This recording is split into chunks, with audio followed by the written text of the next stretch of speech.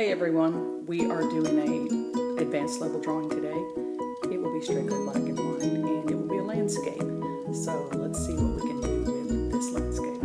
I know whenever I mention advanced level, some of you start to slip away from trying this video.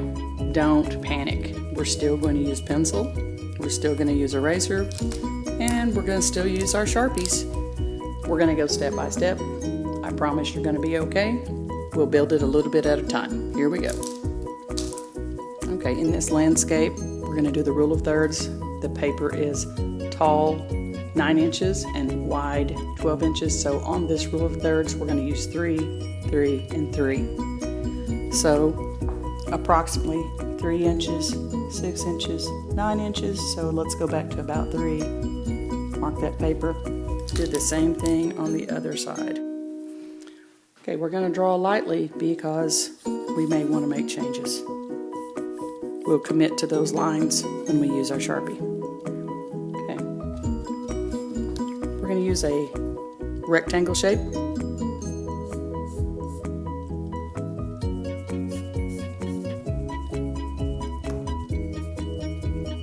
I'm going to lightly put a dotted line in here so you can visualize the rectangle, knowing we are going to get rid of those little dots later. On top of that rectangle line, we're going to draw a trapezoid, which is one of these. It's trapezoid. Stack right on top of that trapezoid, a triangle. So we're on our way to building an old red barn type object. We're going to use parallel lines, lines that never cross, around the edge of this roof line. And we're even going to go up the side of that rectangle. We're going to bring this to kind of a point.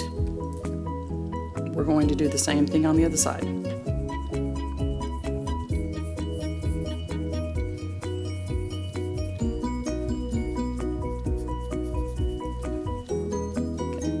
I'm just going to emphasize that little point a little bit on top there. And I'll finish it with my Sharpie in a few minutes. Back from this rectangular line edge, we're going to step back just a bit and put in a second perpendicular line, perpendicular to the horizon line. Now we're going to run a line parallel to this line to create a 3D feeling.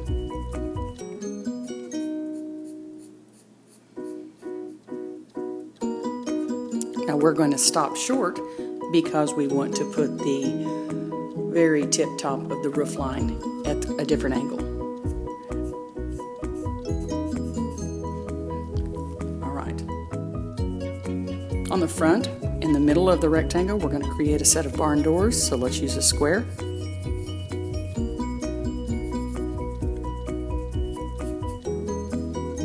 And that little stereotypical picture that you have in your mind about one of these old red barns usually has the little X design on the front of the doors, so let's do that. So split the middle. We're going to use a triangle or a sideways letter V, corner to corner. Now let's see if we can create the X's by extending that. Now, if you're worried about your lines,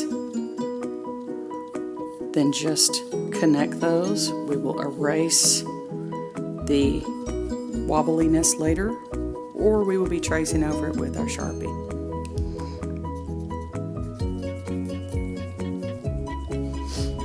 To the side, I'm going to draw a tall rectangle with a rounded edge because we want to give it the appearance of a silo. And we're going to overlap them a bit. So where you see this point, I'm going to start my drawing behind it.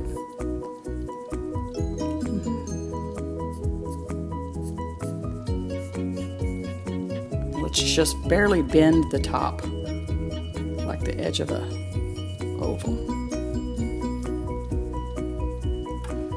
Now I'm going to continue that rounded edge all the way through the bottom of my silo.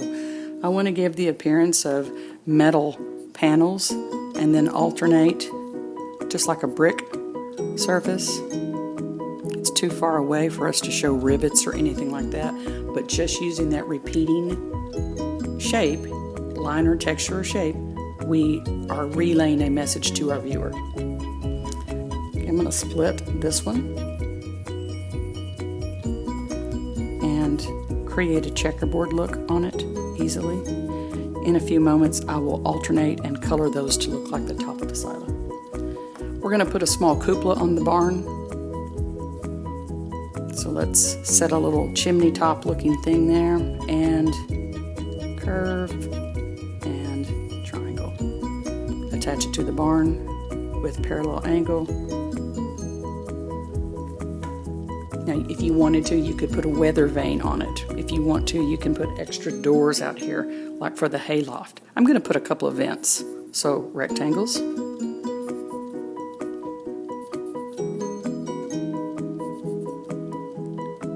Repeating line. And I want to show that angle. Since we're seeing this side of the barn here, then we need to see this side of the vent frame. Repeat and draw parallel lines, and it shows that angle. Over to the side, we're going to put 3 shapes to represent big, round hay bales. And really, all we're doing is something that looks like cinnamon rolls. So, put a curl line in the middle. Just a curvy line that fades in and out. We want to show the dimension on the hay bales just like we did on the barn. So, same angle, just a slanted line, curved line. Okay.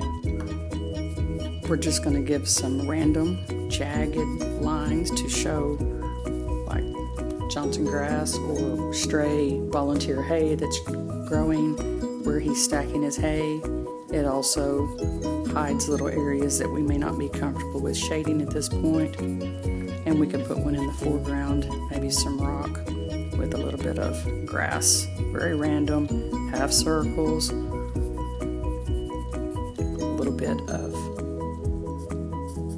interesting shape. I'm going to put a little random wiggly squiggly line path that comes away from the barn. We all know how those get worn down in the grass. And off to the corner on the edge of my horizon line, I'm going to put a wiggly line that looks like a road maybe that came from the field. It's thinner, further away, and wider up front.